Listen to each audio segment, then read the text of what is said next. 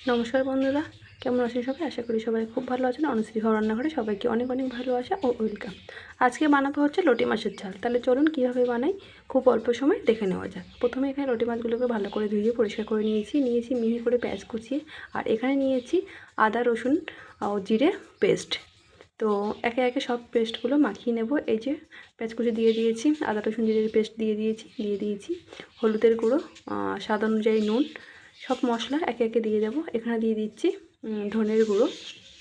এবার সাথে দিয়ে দেবো লঙ্কার গুঁড়ো। ঝালটা যে যেমন খাবেন তার পছন্দ অনুযায়ী ঝালটা অবশ্যই দেবেন। তো সব কিছু দেওয়ার পরে এখানে পরিমাণ মতো সর্ষের তেল দিতে হবে। তেলের পরিমাণটা কিন্তু এই রান্নাতে একটু বেশি লাগবে। তো সব কিছু দিয়ে ভালো করে এইভাবে মেখে রাখতে হবে। তো এটা বেশিক্ষণ রাখতে হবে না, 4-5 মিনিট রাখলেই হয়ে যাবে। তো এইভাবে মেখে রাখলে কিন্তু খেতেও ভালো লাগে। আর এইভাবে এই প্রসেসে রান্না করলে মাছগুলো কিন্তু একদম গোটা গোটা থাকবে। তাহলে চলুন 5 মিনিট পরে আবার রান্নায় ফিরে আসি। কড়াইতে দিয়ে দিয়েছি পরিমাণ মতো সর্ষের তেল। তেল ভালো করে গরম হয়ে গেলে দিয়ে দেবো শুকনো লঙ্কা ও কালো জিরে ফোড়ন। ফোড়নটা হালকা একটু ভেজে নেব, নিয়ে এবার মেখে রাখা মাছগুলো দিয়ে দেবো।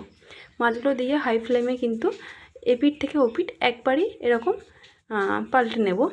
বেশি কিন্তু ঘাটাঘাটি করা যাবে না, যেহেতু এই মাছটা নরম। বেশি ঘাটাঘাটি করলে কিন্তু ভেঙে যাবে, আর মাছের গা থেকে কাঁটা কিন্তু আলাদা হয়ে যাবে, দেখতেও ভালো লাগবে না, খেতেও ভালো লাগবে না। তো এক পিঠ থেকে আরেক পিঠ আমাদের একটু পাল্টে ভাজা হয়ে গেছে। তো এইবার দিয়ে দেব পরিমাণ মতো জল। পরিমাণ মতো বলতে এখানে জলের পরিমাণটা দিলেও হয়, না দিলেও হয়। তো খুব অল্প পরিমাণ মশলার বাটি ধুয়ে আমি একটুই জল দিয়েছি, খুব একটা বেশি জল দিইনি, যেহেতু এই মাছটা একটু জলা টাইপের। তো অল্প, এই যে দেখতে পাচ্ছেন অল্প একটু সামান্য জল দিয়েছি। জলটা আবারই শুকিয়ে নেব মাছটাকে ভালো করে ফুটিয়ে। তো এইভাবে দিয়ে ঢাকা চাপা দিয়ে রাখতে হবে, তাহলে মাছগুলো কিন্তু একদম গোটা গোটা থাকবে, ভেঙেও যাবে না।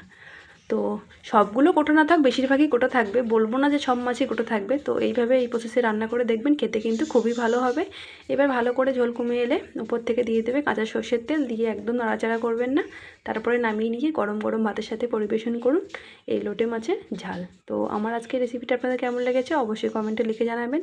যদি ভালো লাগে তাহলে একটা লাইক, কমেন্ট ও শেয়ার করবেন। পারলে আমার চ্যানেলটি সাবস্ক্রাইব করে দেবেন।